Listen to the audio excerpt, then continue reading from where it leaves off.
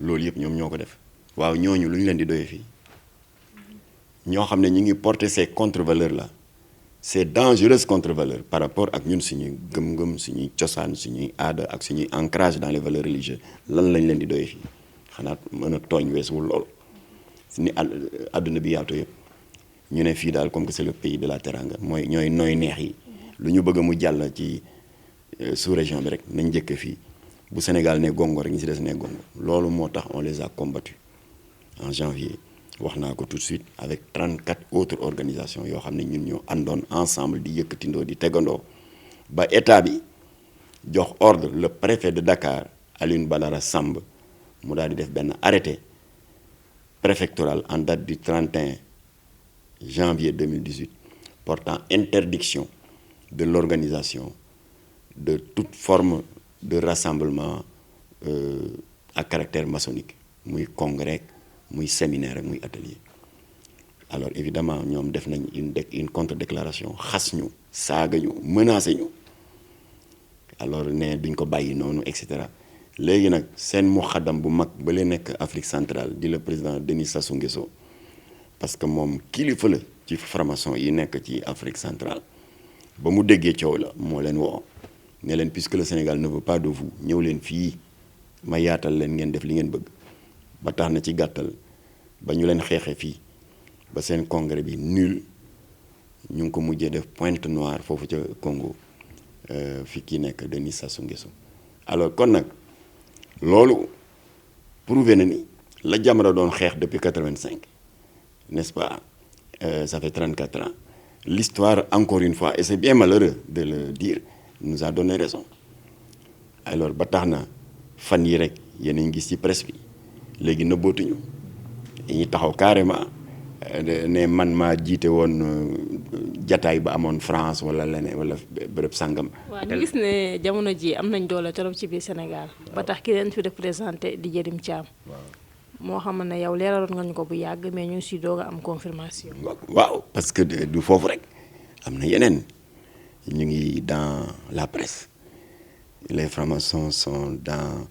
la magistrature ils sont dans le Parlement et dans d'autres secteurs les plus insoupçonnés voilà libre nañu nag nous sommes dans un pays de liberté waaye ñun itam libre nañu ndono lu rafet la fi mag ñi bàyyi ñu sàmm ko aar ko ba duñu nangu kenn ko xajamal seen programme boobu nañ ko déroulé ji fu leen neex ci àll ba mais pas ici am nañu droit ñun sàmm li fi lu rafet li fi mag ñi bay mag ñu baax ñi tëdd Touba Tivaouane Ndiassane Thiénaba Niassène Medina Baye Layène famille omarienne ku ci nekk ci ñoom wax nga bàyyi fi jëf nga bàyyi fi bind nga bàyyi fi kon nag ñun njaboot gu sew gi ñun taalibe yu ñàkk solo yi comme que mënuñu leen fay seen bor ndax ku la xamal xaala laahu yàlla nee na xaala rasulullah génne la ci lëndëm jóge la ci lëndëm teg la ci leer jóge la ci jële la ci jahiliya indi la ci yoonu siraatal mustaqim kooku boo nee dama koy fay borom c'est prétentieux kon ñun ni ñu koy formuler mooy delloo leen njukkal ni leen mën a delloo njukkal mooy joxante loxo ñun taalibe séq ndono li aar ko ba ku ko bëgg a xajamal ak foo mënti jóge lobby homosexuel lobby maçonnique ñu jóg jàmmarloo ak yow mu jaral ñu lu ne kon nag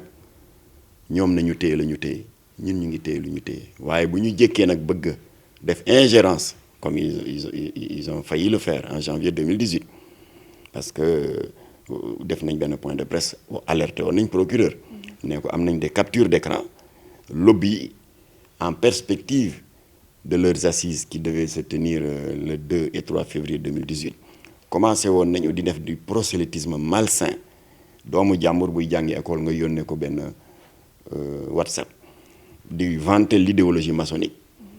ak ñi ñuy woo au téléphone des étudiants ils ont même réussi à en décrocher certains il faut pas se voiler la face naan leen waaw boo leen bëggee une ascension rapide sur le plan social sur le plan professionnel vous êtes intelligent vous êtes entrepreneur malheureusement la religion vous crée des obstacles elle vous canalise vers une sorte d'immobilisme yu mel noonu théorie yu mel noonu ba am na xale yu bari yi ñu décroché génn leen ci diine yi loolu am na on a des preuves alors donc s'ils refont ça xam nga loolu c'est de l'agression nous serons obligés de nous défendre waaye fi mu ne ñu ngi ci dëkk bi ne gàññ mais tant que parce que kenn mënu leen soppi ay magum jëmm ñoo tànn délibérément ne dañuy jaamu seytaane loolu perte temps la nga jóg naan yaa ngi leen di waaraat ak leen indi waaye bu ñu juum ba ñëw bëgg a laal liggéeyu Cheikh Ahmadou Bamba bu ñu juum ba ñëw bëgg a gàkkal li fi Seydi Hadji Malick bàyyi bu ñu juum ba bëgg a tilimal li fi Cheikh Al Khalifa Baye Ibrahima Niass bàyyi bu ñu juum ba bëgg a lëndëmal li fi Seydina Limaamu ak ñeneen ñu baax ñi tëdd ci dëkk bi bàyyi du ñu ko nangu loolu rek la kon nag gis naa muy def interview ci journaux yi wane ne maa ngi nii ñuy wane photo mag nangam na def lu ko neex bu yeboo sax takk ay drapeau kii dem ci pàkku lambay takk fa ay ndënd bàkku na def lu ko neex waaye bu kenn laal liggéeyu mag ñi incha allah. ñuy jeexal ci li nga xamante ne mooy l'affaire Soxna Aïda Diallo Mame Matar Gueye ONG Jamra ban jàngat nga ci am. waa xam nga yàlla dafa dogal l'islam te ñun ñëpp rafetlu nañ ko en tant que jullit dafa yàgg sagal jigéen te li ko waral lu simple la mooy pendant la période pré-islamique avant l'islam di ñëw xeetu ñaawteef bu sa xel natt rek teg nañ ko jigéen bi ci gën a ñaaw da nga daan gis en Arabie une famille d'aristocrates gàcc la woon pour ñoom mu am un mariage nouvellement scellé taaw ba ndaw si ëmb wasin taaw ba nekk jigéen alors chef de famille bi da daan nekk ba guddi c'était une tradition et c'était normal dem géej gas enterré ko vivante c'était cruel mais c'était normal voisins yi dañ koy xam ku nekk ne ah waaye dafa taawloo jigéen moom taawloo jigéen musiba la kon jigéen ñi seen chance moo doon góor jiitu la su boobaa boo juddoo moom ci a beaucoup de chance de survivre loolu moo amoon arab yi ak yeneen ñu jàpp jigéen elle n'avait pas la voix au chapitre dañ leen considéré woon daal comme des objets voilà di leen fooye am na waykat bu ko way sax femme objet alors donc loolu la fa l'islam fekkoon suñu borom ñëw nag daal di rompre ce cercle vicieux là daal di dem ci suratul an-nisa daal di ne jigéen yéen góor ñi dénkuñu leen ko pour ngeen def leen ay jaam wala mbaam dañ leen dénk pour ngeen honoro leen sargal leen parce que jigéen ñi ñooy ëmb les brigands ñooy ëmb buur yi ñooy ëmb tamit wàlliwu yàlla yi ak ilimaanu jàkk yi ba mu demee ba ca suratul baqara waaw nee na jigéen ni góor ñi amee ay droit ak ay devoir am ay àq ak ay yelleef jigéen itam naka noonu non alors ba l'islam ñëwee dal loolu la rétablir nag jigéen ñu joxat ko àqam jox ko ay droit am alors mais cependant boo sànnee un coup d'œil en arrière nga xool l'histoire de l'islam qui est vieille de 1400 ans doo gis fenn bien que l'islam ku fonk jigéen la ku sargal jigéen la ba ci jamono ji nga xam ne y avait une femme bu ñuy wax Shajarat Dour qui régnait dans l'Égypte ancienne mu nekk sultanat bu mag bu am doole alors ak foo mën a natt sa gëstu ci 1400 ans d'histoire yi doo gis fenn ci diine l'islam jigéen buy jiite buy nodd buy xutba rawatina nag di réclamer xilaafa alors l'islam nag dans sa globalité chariatul muhammadiya toute obédience confondue moo xam nga jël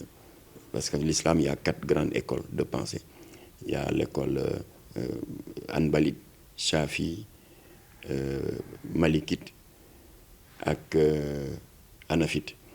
yàlla dogal nag Sénégal ak li tarixa yi bari yëpp Touba Tivaouane Ndiassane et cetera ñun ñëpp ñu ngi tënku ci ngiru imam Malik donc le rite malikite alors donc boo gisee ngir yooyu yëpp ñeenti ngir yooyu yëpp bokk tënku bokk benn xalaat bokk tënku ci chariatul muhammadiya daal di wax ne jigéen dañ ko exclure de l'imama et du xalifa dañ ko aj rek ci benn kàddu bu gàtt bu yonent bi génn dafa ne donte leen l'islam jox na cër bu mag jigéen ndax jigéen ñooy ummul madrasatu di l'école de la vie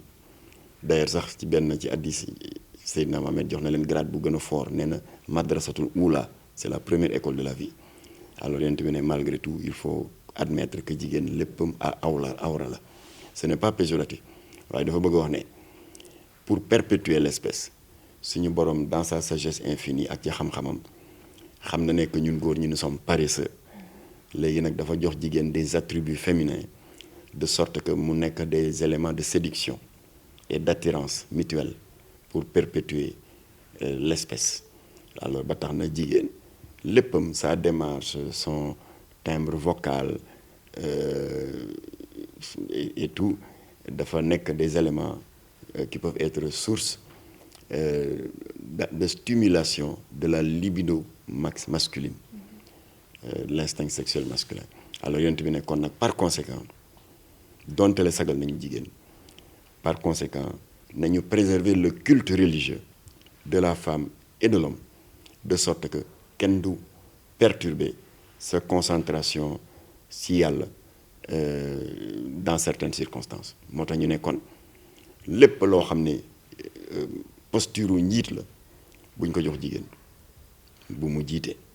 bu mu nekk xalifa je prends le cas jiite julli xam nga boo jiite julli am na ay posture yu ki jiitu am na posture yu mu war a def boo su jootee dañ la war a toppandoo soo rukkoowee ñu war la topp booy jàng alxuraan ñu war la dégg te yëpp c'est féminin te yonent bi nee na jigéen léppam awra la kon nag julli googu mën naa yàqu góor ñi sama compagnie gi nga xam ne amuñu benn sago léegi ñu déglu aaya yu tedd yi jigéen ji di jàng ñu ngi ne bokkat seen bët dégluwuñu dara lu dul seen xel a nga feneen julli ji yàqu alors suñu borom na ci mbaaxam ak yërmandeem moo créé garde-fou yooyu ne jigéen buñ ko jox muy jiite buñ ko jox xilaafa soxna Aïda Diallo puisqu'elle se réclame de la hadaratul Mouridia mën nañ ko jox l'exemple de la fille aînée de Cheikh Amadou Bamba soxna maam Fati Mbacké kooku ràññeeku woon na ci chantier wu grande mosquée bu Touba parce que jamono bi fii le deuxième xalif de sëñ Touba nekkee sëñ Fallou moom daan na def ouvrier yi ndax liggéey chantier dafa metti mu daan togg ay centaine de booli di leen ko yónnee dans la discrétion bu paree delluwaat ci ruxam toog bu delloo ci ruxam xam nga lu muy def moom la fille aînée de Cheikh Amadou Bamba di jàngal ay moroomi jigéenam di leen xamal alxuraan di leen xamal ay addis yi di leen nafarloo xasaayitu Cheikh Amadou Bamba yi pour ñu mën a sax ci diine ji dëgëral seen iman ak seen tawxiid waaye yemul woon ci loolu l'avènement du troisième xalif sëñ Abdoul Ahad Mbacké xam nga moom moo tombé avec ñu war a clôturer jumaa ji parce que bi fi sëñ Fallou di jógee eggul woon mais moom da daan ànd ak gàngooram sol tenue de travail dem sa carrière ya parce que machines yi toj béton yi amul woon di diriger benn opération de concassage de béton ñu di ko tojot di ko def ci ay camions yi ñëw déverser ko foofu ñu jox ouvrier yi ñu couler ko pour bétonner piliers yi ba en fin de journée da nga daan xool soxna Fati doo ko xamee tellement qu'elle était remplie de poussière et de cambouis xam nga kooku daaw fa nekk naan mu ngi def ay pose fil ak ay faux ongle ki ak seen jàpp yaram bi xob bi kooku xeesal ba kenn xamul lu muy nuru xam nga moom elle était très éloignée de ça bu chantier yi wàcc jotee mu dem këram jëlaat alxuraan jël addis yi jël xasaayit yi di ko laayee biir moroomu jigéenam yi alors voilà des exemples yoo xam ne mën nañu invité Aïda Diallo mu inspiré wu ci mais surtout nag mu fexe bañ di tàngal xolu sëñ Muntaxa waaw ndax keroog ni sëñ Muntaxa waxee bay tudd waxi sën ku nangu la dégg ndigal dañ ko war a sànni ca sën ba booba xol ba jeex na waaw martaba mag ñi nag nañ ko moytu